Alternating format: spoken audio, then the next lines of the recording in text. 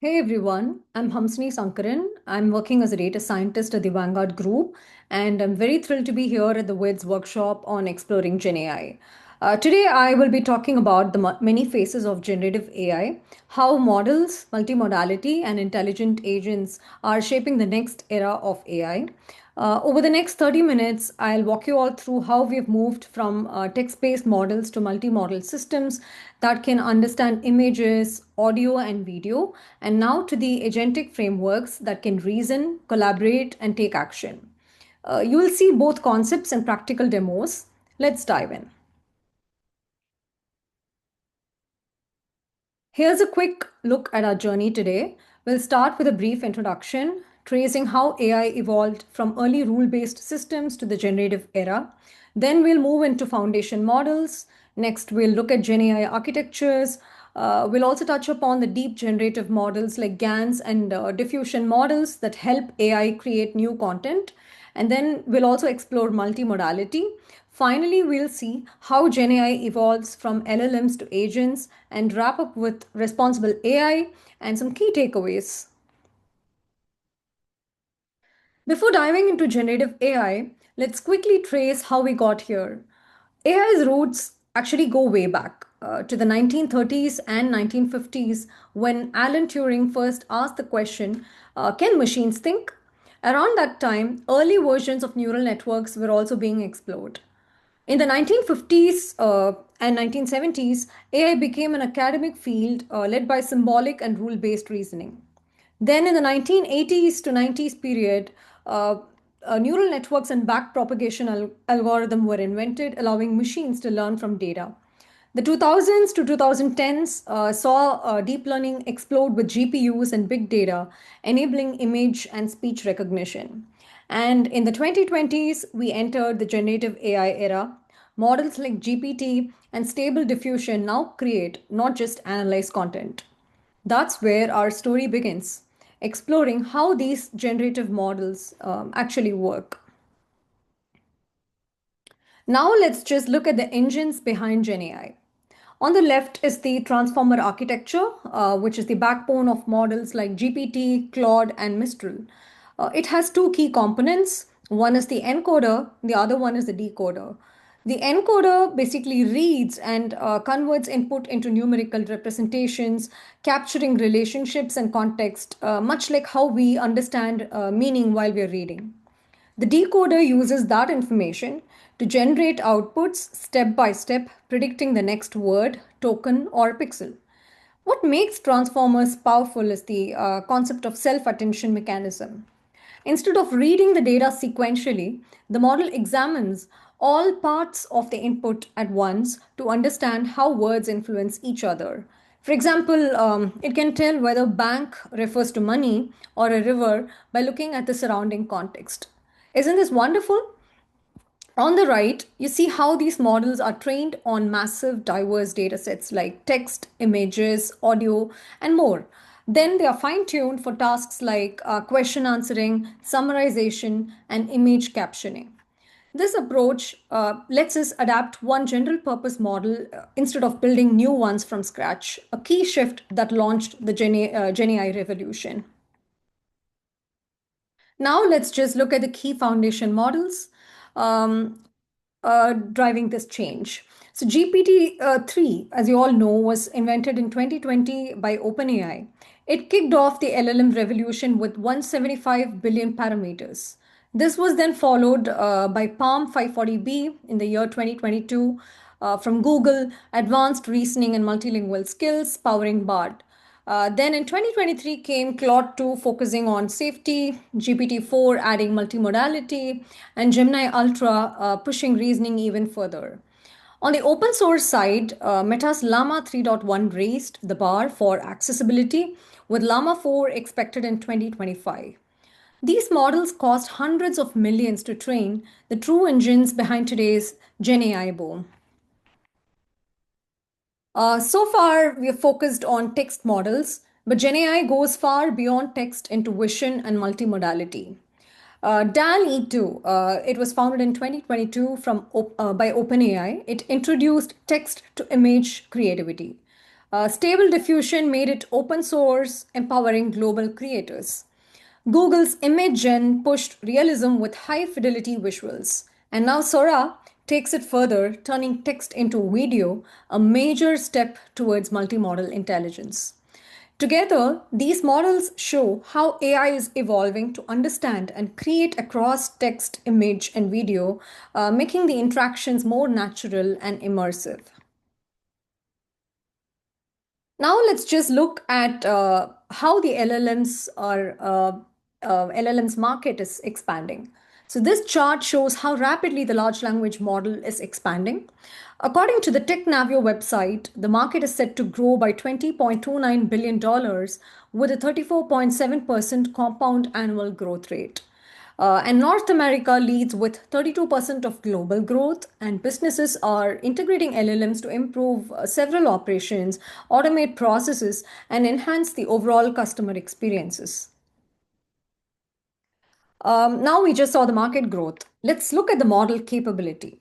So this slide benchmarks top LLMs across reasoning, math, and coding using Vellum.ai's 2025 leaderboard. So if you take reasoning, GPT-5 and Gemini 2.5 Pro lead on GPQA, showing strong logic and analysis. And then if you take math, based on AIM 2025 results, they've placed GPT-5 near 100%, excelling in structured problem solving. And then on the coding side, GPT-5 and Claude Opus 4.1 dominate in agentic, tool-driven code reasoning. So GPT-5 is balanced overall, Gemini shines in reasoning, and Claude excels in coding. Now let's just look at the encoder, decoder, and encoder, decoder models. So let's first start with encoder models. It focuses on understanding text.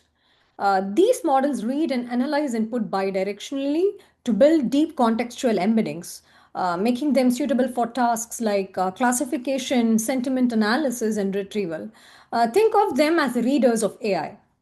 And some encoder only models are BERT and other variants of BERT like Roberta, DistilBERT, DBERTA, and CodeBERT.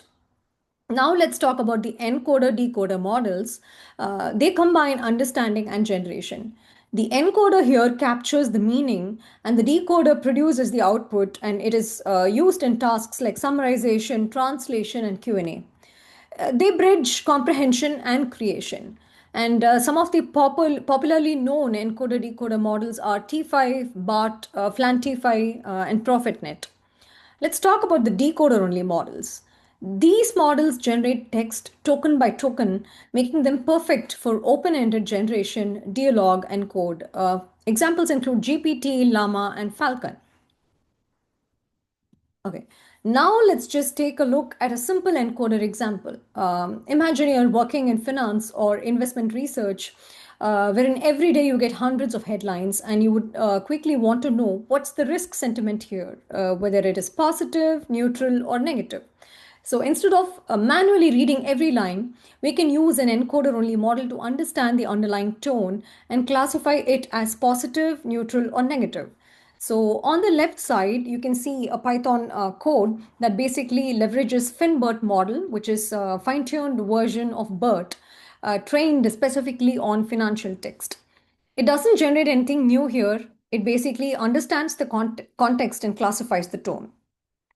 So it gives the output. Let's just look at a sample output here. For example, take the sentence, index fund lowers fees. So the model has classified this sentence with a neutral tone at a confidence of 53%. Similarly, if you take another sentence, crypto exchange faces liquidity concerns, the model has classified this as negative at 96% confidence. So it's basically understanding the context, not just the keywords, and assigning the tone based on how risky or optimistic the headline sounds. Now that we saw the encoder, let's take a look at the decoder only models. Encoder models focuses on understanding, and the decoder only models shine at articulation. Let's take another scenario. Imagine you're a financial analyst who needs to summarize a client's investment portfolio, and you've got the breakdown. For instance, let's say 50% stocks, 20% bonds, and 10% cash. and you want to automatically generate a short commentary that sounds very natural and insightful. That's where the decoder only models like GPT-2, GPT-3, or GPT-4 come in. They take the structured or semi structured input and generate a coherent language output. So, on the left, I am just showing a sample code wherein I'm using GPT-2 text generation pipeline, describing the portfolio and asking the model to write a concise commentary about risk and return balance. The decoder only models don't just classify or analyze text, they predict the next word token by token to generate a smooth human like explanation. So on the right, you can see the generated result. It has given a polished commentary. So here's an interesting limitation I noticed while using GPT-2. It often leaves out or alters numbers in the portfolio commentary. That's because decoder models generate text one word at a time, maybe, and based on probability. They're great at fluency, but not at anchoring precise data like percentages or fund names. With that, let's just move on to the next slide, wherein I'm talking about the encoder decoder models with a practical example. So let's imagine another scenario from the finance domain. A financial advisor wants to summarize a long paragraph of investment advice into a few key takeaways for the client. So the goal here is to distill all the key points about diversification, rebalancing, and emergency funds into one short readable summary. So this is where the encoder decoder models like T5 and BART excel. So they are trained for sequence to sequence tasks such as summarization, translation, and question answering. On the left, I'm using the T5 small model from Hugging Face with a summarization pipeline. You can see the highlighted section in red shows the input text and several sentences of investment advice. And the summarization step, where we specify the parameters like max length and min length, control how concise we want the output to be. So here the encoder reads and understands the input, capturing key ideas like cost control, automation, and diversification, while the decoder writes a well-structured summary in plain English. So on the right, you can see the summarized output. The model has done a pretty good job.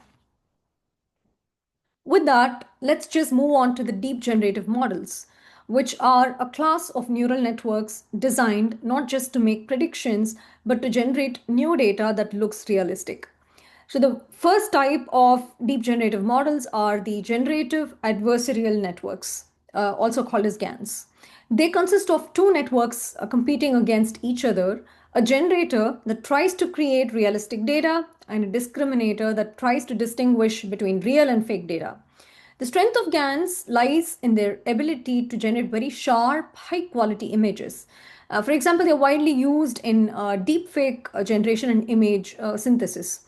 But they do have a limitation, which is training instability and model and mode collapse, meaning the generator can get stuck producing limited varieties of outputs. And the second deep generative model is the variational autoencoder. They work differently. The encoder compresses the input data into a latent space, which is a structured numerical representation, and the decoder reconstructs the data back from that space. They do have a strength which allows for smooth interpolation between data points. The latent space allows for smooth interpolation between the data points. For instance, generating new faces that smoothly blend between two individuals. VAEs are used in tasks like anomaly detection and semi-supervised learning. But they also have a limitation. The generated outputs tend to be blurrier when compared to GANs. Finally, let's see the diffusion models, which are the foundation of today's most advanced generative systems like Stable Diffusion, DALI, and Imagen. They start with a pure random noise and iteratively denoise it to generate a coherent image. Their strength is stable training and state of the art image quality. They overcome many of GAN's instability issues. But they do have a trade off. They're computationally expensive since they require hundreds or thousands of denoising steps. With that, let's just move on to multimodals. Now that we've been discussing LLMs and deep generative models, let's just see some examples with multimodality. So the early LLMs like GPT-3 and Claude 2 worked only with text. You type in a text, you get the text out. But humans don't communicate in just one format, right? We use text, images, speech, and increasingly video. So that's where the multimodality comes in. Multimodality means the model can understand and generate across multiple formats, not just text, but also images, audio, video, and even code. For example, you can upload a chart and ask the model to explain it, or give it an audio clip and get a transcript and summary. Every input, whether it's an image, audio, or video, is encoded and aligned into a shared representation. The model understands their relationships and then it decodes them back to generate the outputs across multiple modalities. Now let's just see how the text to image generation works in practice. It's a very good example of multimodality. Here's a short piece of code using a model called as Stable Diffusion XL, one of the most advanced open source text to image models available today. And I gave it a text prompt. I said, a futuristic woman in data science conference stage with diverse speakers, sleek neon lighting. And I gave I just enhanced the prompt with interactive screens and with charts and code. The code runs the prompt through a diffusion model. This works by starting with random noise and gradually refining it into a realistic image. If you closely take a look at the code snapshot, I also included a negative prompt telling the model what to avoid, like blurry images, watermarks, or distorted faces. And the model did a very good job. It generated the image with good clarity. Now let's just take a look at a very interesting topic. At the core, as you all know, LLM is just a probability machine. You give it text like what is 1 plus 1 and it predicts the next word likely token. It doesn't know math.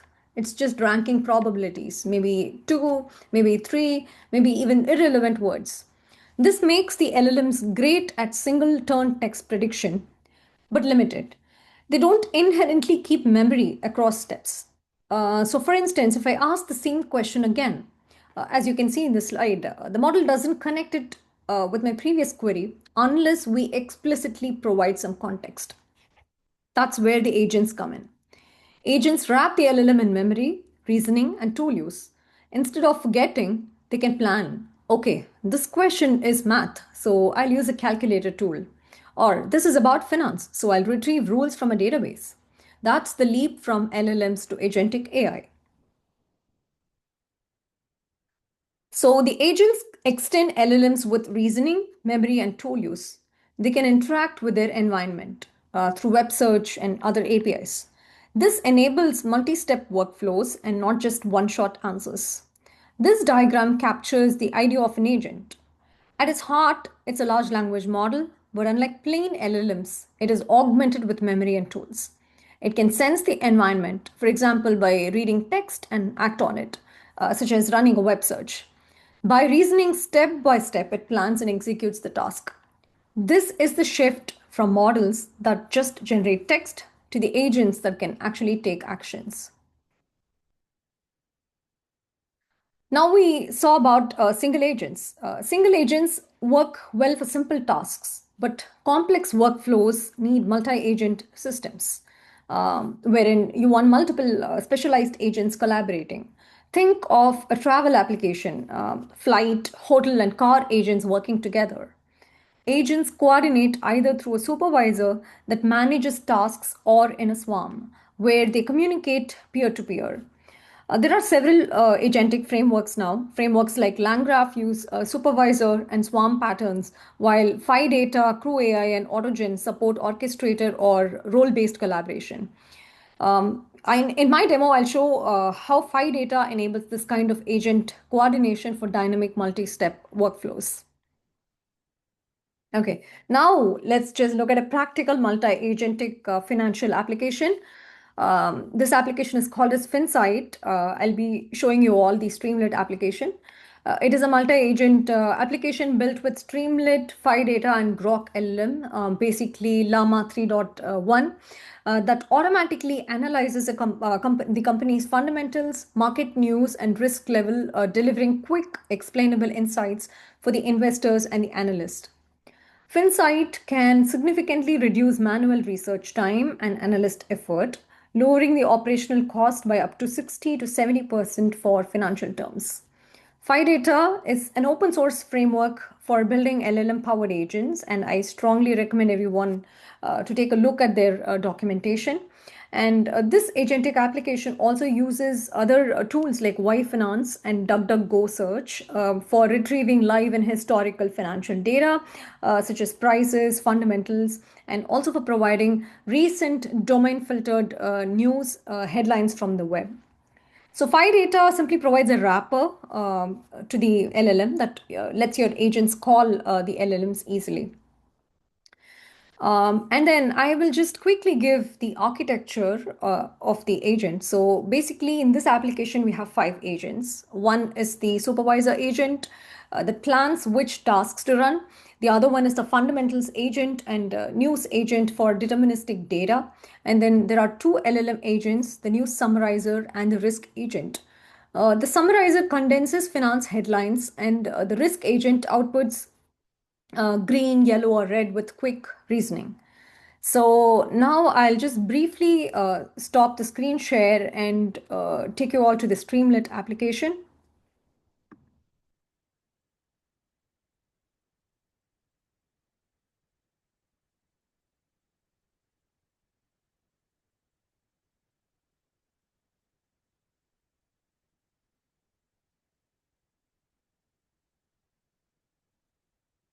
Okay, so as you all can see, this is the Streamlit application. So called as FinSight, wherein you have 3 views. You can choose either the risk watch, or you can choose analyst summary or latest news. If you click on latest news, it'll fetch the latest news about a specific company. And then if you're clicking analyst summary, it's going to summarize some metrics about that company. And if you click on risk watch, it's going to provide further detailed information. So let's just click on risk watch, and all you need to do is enter the name of the company that you are interested in. So in this case, I'm interested in taking a look at the company NVIDIA. So I gave the input, and then all I'm going to do is just click on the run multi-agent button here. So while the application is loading, so what is happening in the background is when I click on the multi-agent, the supervisor agent automatically decides which agents to call, fetching news and summarizing it and showing the results that you're seeing in the application. So the multi-agent system has done a very good job in summarizing the crucial metrics about the company, like market cap, price earning ratio, PB ratio, dividend yield. Then it has also indicated the sector of the company and the industry the company is associated with. In this case, it is semiconductors. And then the risk watch also generates news about the company. Like all you need to do is, if you want to learn more about the company, you just need to click the links that the application has given. And then if you keep scrolling down, it has also summarized the news in a concise format. It is highlighted the most important or the current news about the company. NVIDIA has made a 100 billion deal with OpenAI to build data centers. That's an interesting news. And then it has the most important part of this view is it has summarized the risks associated with that company, and it has classified the risk level to be yellow. So based on some factors, so looks like Nvidia's recent deal with OpenAI to invest up to $100 billion in data centers and AI infrastructure may have a positive impact on the company's growth, but it also raises concerns. So maybe due to that, it has color coded it. And along with that, it has also given the sources from where it acquired the information. So like I mentioned, it has acquired the information from Y Finance, DuckDuckGo. And then if you click on the agent logs, it also tells you what are the agents which are used in this application for generating this information. Likewise, if you are interested in taking a look at any other view, all you need to do is just click on the latest news and then click on the run multi-agent button, and when you click on that, the supervisor agent is going to assign the tasks and call the respective agents to fetch the relevant information corresponding to that specific view. With that, I will just pause the screen share for a moment and take you all back to the slides.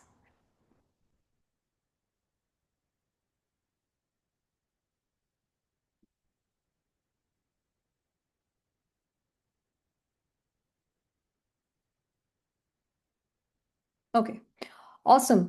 So now you just saw a working multi-agent application and the benefits of an agent and how fast you can get something working and also benefit the financial teams. With that, let's just proceed with some of the challenges and the need for creating a responsible agentic AI system.